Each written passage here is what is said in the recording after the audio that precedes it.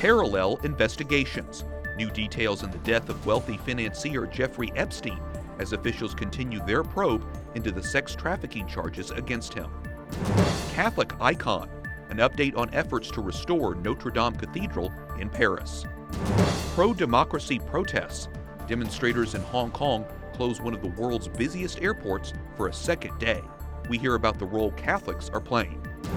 And a new focus. The Knights of Columbus and their efforts to highlight Native American Catholics. On EWTN News Nightly for Tuesday, August 13th, 2019.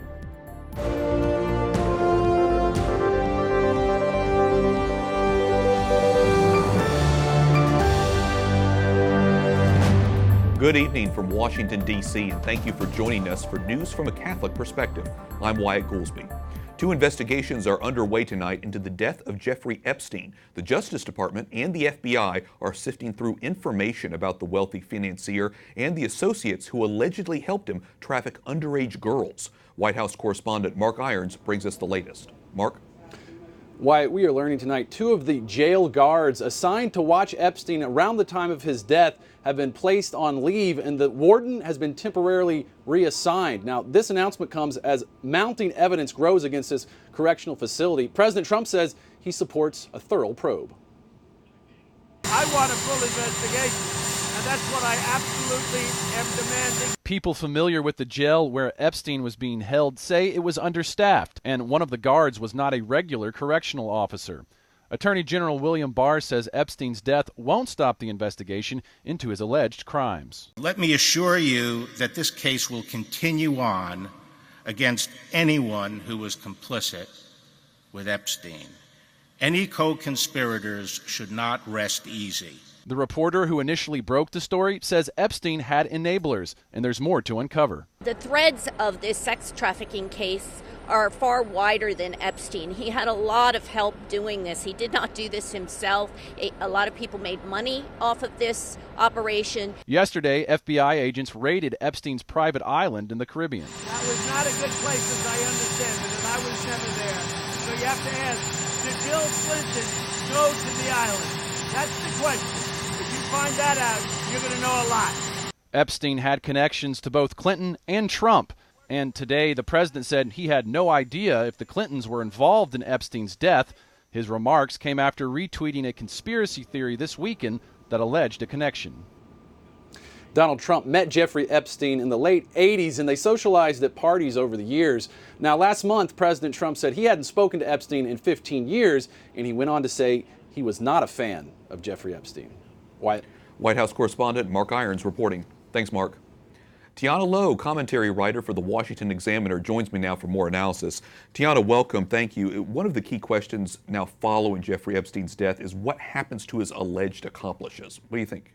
So the key to this is find Ghislaine Maxwell, who has been described as his madam, but that really exonerates her of all the crimes that she did commit with him. She was also engaging in the abuse of these girls, and she was pretty much the prime person who helped him establish this human trafficking network. So the key is to find her. She moved from Manhattan in roughly 2015, I believe, and since then, no one's been able to find her. She also knows where all the bodies are buried, because without either of them, then even if you're able to find more of these brave victims who are willing to come forward, they may not have known the names of every single person who they were abused by if they were just treated them like a client. So you really need to find the little black book, the scheduling, and Ghislaine Maxwell. Yeah, and when you think about the victims, Attorney General William Barr says Epstein's victims will get justice, but many of them have been waiting for years for that, and obviously with his death that sort of interrupts it. How much of a setback is this for them?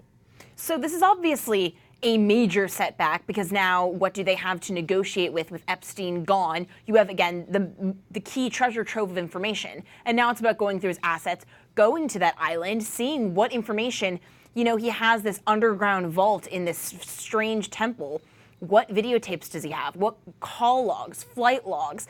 If there is documentation of who Epstein helped get serviced by these sex slaves, then there maybe could be justice. But you just have to start getting people testifying under oath, and start pinning process crimes on people, because it's not going to be an easy task now with Epstein gone. So that's one part of this investigation, if you will. There's another part, which is just addressing the operational failures within the Manhattan Federal Jail where Epstein was being held. We're learning more today that the warden of the facility, for example, has been reassigned. The U.S. Bureau of Prisons has placed 2 staffers who had been assigned to Epstein's cell on administrative leave. What do you think about how all this looks, first off, to the Prison Bureau, but then what does this signal about the Justice Department trying to get committed to this case?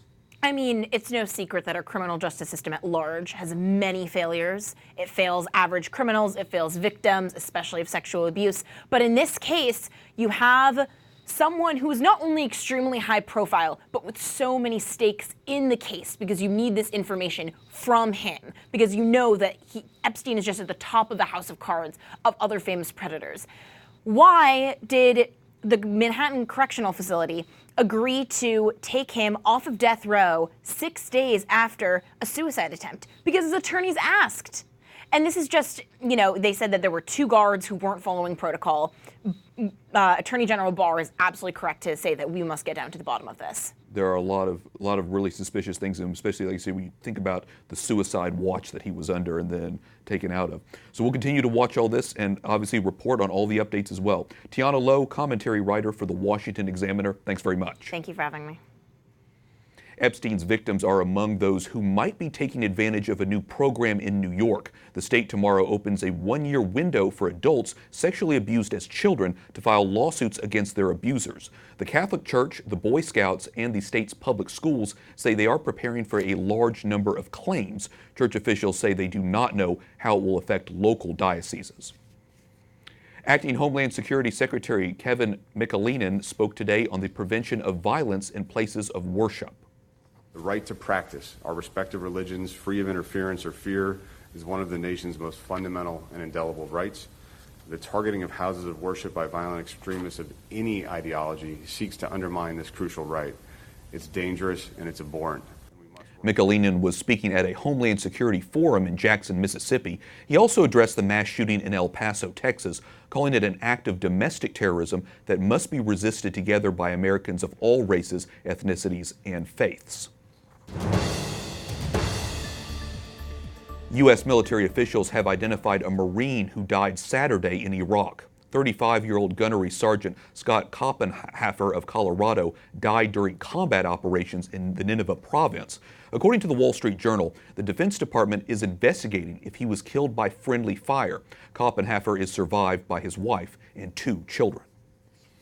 Workers in Paris, France are preparing to decontaminate some of the streets around Notre Dame Cathedral. They tested with high levels of lead following the April blaze that damaged the landmark Catholic church. Cleanup work inside the cathedral will resume next week. It had been suspended last month for safety reasons.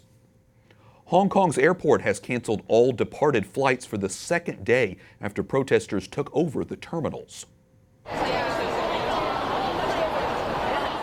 The airport's arrival and departure halls were blocked by thousands of demonstrators. They're calling for democratic reforms and an independent inquiry into alleged police brutality.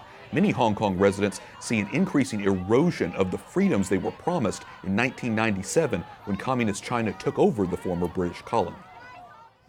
Father Bernardo Cervellera is the editor-in-chief of Asia News, an agency that covers the Catholic Church in Asia. Father, there are nearly 400,000 Catholics in Hong Kong out of a population of nearly 7 million. How are Catholics involved in the pro-democracy movement? The Catholic youth are totally involved in the movement for the elimination of the extradition law. Perhaps the older people a little bit less, because they fear a little bit these aspects of violences by extremists during the demonstrations. But the Church, and above all the auxiliary bishop Joseph Fa, has done many vigils with the youth asking for this law to be cancelled. And secondly, also the administrator, the apostolic administrator of the Hong Kong diocese, who is the Cardinal John Tong, said and asked the government to eliminate this extradition law, and also asked for an independent inquiry about the excessive use of force for the police. And these two requests are the main requests of the movement who is doing all these demonstrations in Hong Kong. Hong Kong is a former British colony that was returned to China in 1997 under the framework of one country, two systems. Do you think, Father, that China has respected the agreement? Oh, no, not at all. Since the beginning of the so-called Hui Guo, the return of Hong Kong to the fatherland, the Chinese government started to influence the politics. They refused to give and to make steps for full democracy in the territory. They tried to control also the education, the education system in Hong Kong, and it has a big influence of the economy in Hong Kong. In these days, for example, many entrepreneurs who were sympathetic towards the movement anti-extradition, now they are making some steps back because China menaced them to destroy their business.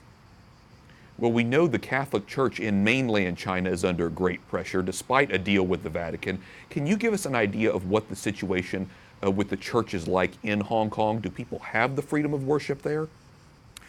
No, in Hong Kong, there is total freedom of worship and also total freedom of evangelization, because up to now, and for at least for 50 years, nothing should change in Hong Kong. So the freedom that the church in Hong Kong is enjoying is freedom as a liberal society. So they can have evangelization, they can have education, they can have priests and decision of the diocese without any control by the government.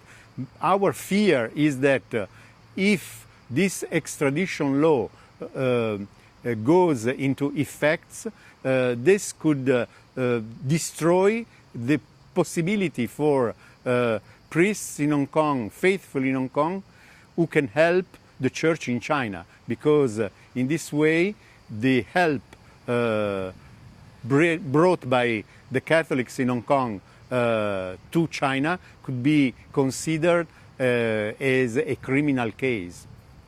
Very interesting. Well, we'll continue to follow all this and see how it continues to play out, and certainly we'll be watching carefully to see how this affects Catholics in the region. Father Bernardo Cervellera, Editor-in-Chief of Asia News, thanks very much for talking with us today. Thanks to you. Coming up, the faithful in Mexico say a final goodbye to one of the country's leading Catholics.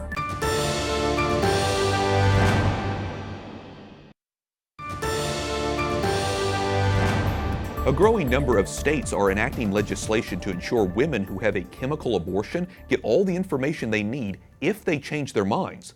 Nebraska becomes the 9th state to require doctors who perform chemical abortions to inform their patients it may be possible to stop the abortion using what's known as abortion pill reversal. Joining me now by Skype from Lincoln, Nebraska is Marion Miner, Associate Director for Pro-Life and Family with the Nebraska Catholic Conference. Marion, welcome. How does the abortion pill reversal work exactly?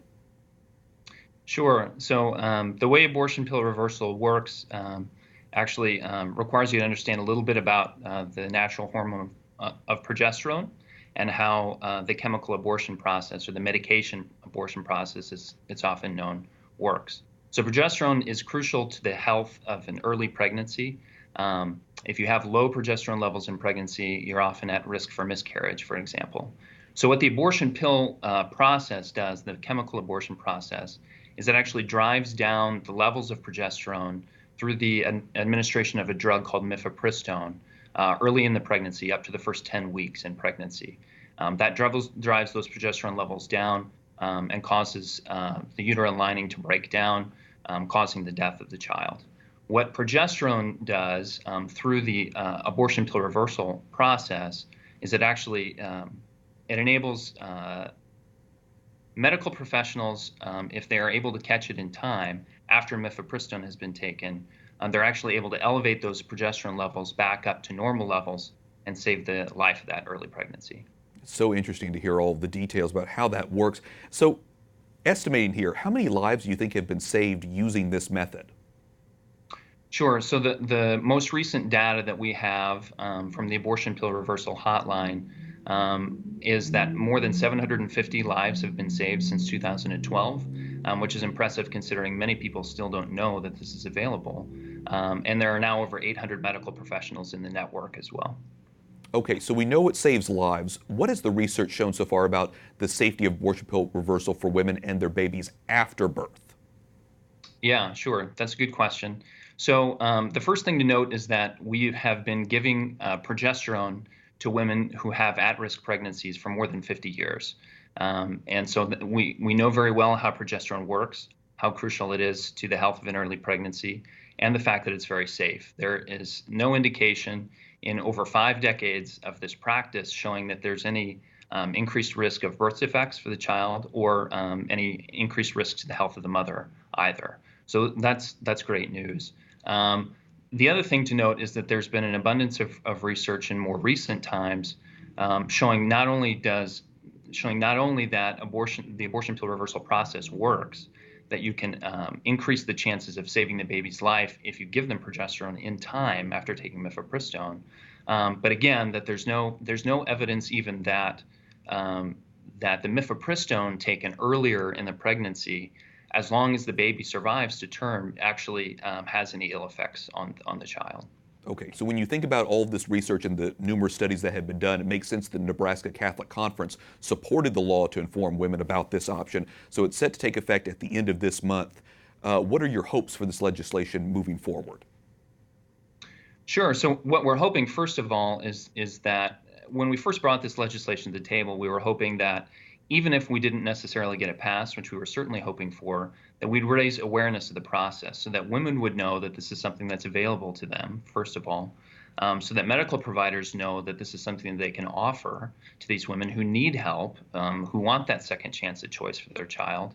And that in the end, the result is that we have, through this increased knowledge, fewer abortions in our state, and also fewer women who have had to go through that process of aborting a child that they have changed their mind and want to keep that child. Again, so important it is to remind people of all the information that's out there and to support full education on the issue. Marion Miner, Associate Director for Pro-Life and Family with the Nebraska Catholic Conference. Thanks very much. Yeah, thanks a lot, Wyatt. Catholics in Mexico paid tribute yesterday to one of the country's top religious leaders.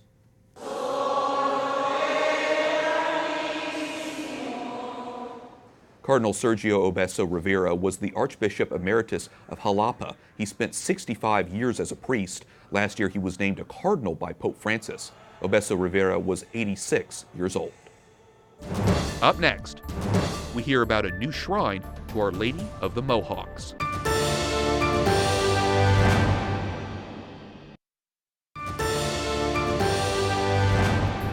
The Bishop of Fort Worth, Texas, has not endorsed alleged apparitions of the Virgin Mary. According to a website launched last month, the Blessed Mother began appearing in May of 2017 in Argyle. Supposedly, she's delivering messages warning of a spiritual battle in the church. For more on this story, including what the Diocese of Fort Worth says in direct response to the alleged messages, visit our partners at CatholicNewsAgency.com. The Knights of Columbus announces it has a new project working with Native American Catholics. Last Sunday, the Knights broke ground on a shrine to Saint Kateri Tekakwitha. The honor to the saint, known as the Lily of the Mohawks, is being done with the Diocese of Gallup, New Mexico. It is expected to be completed in August 2021. The Knights is the largest Catholic service fraternal order in the world. It also supports this program.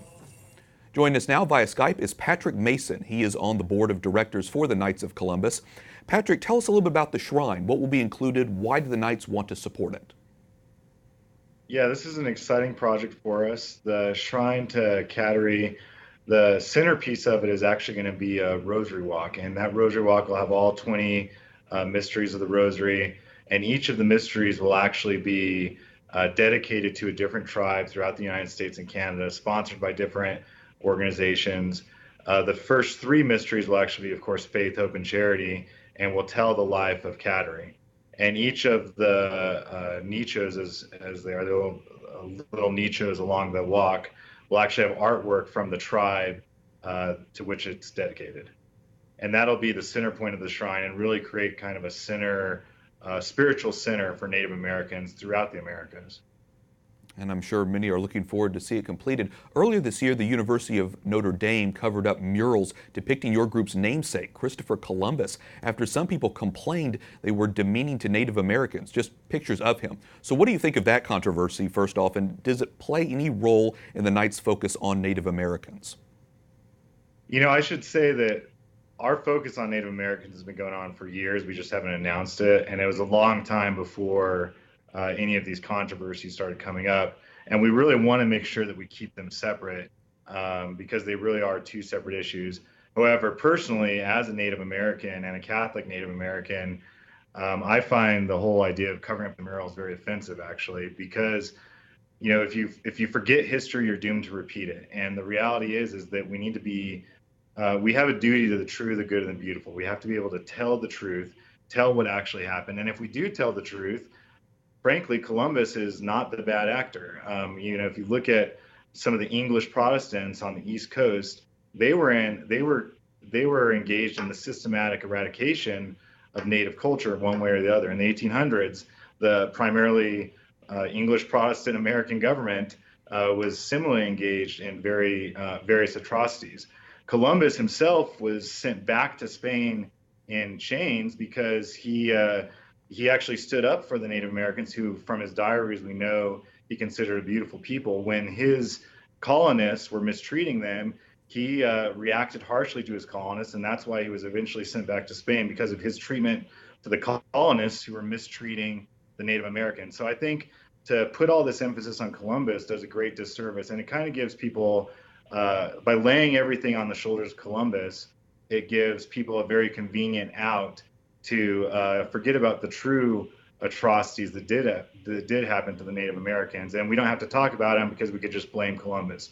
What we really need to do is talk about the truth, talk about the good and everything that's happened. Well, let's mention that a little bit. You yourself mentioned you are Native American. You live in New Mexico. Can you tell us about the Native American Catholic community there? Yeah, I mean, honestly, the Native American Catholic community is one of the most vibrant Catholic communities in the world.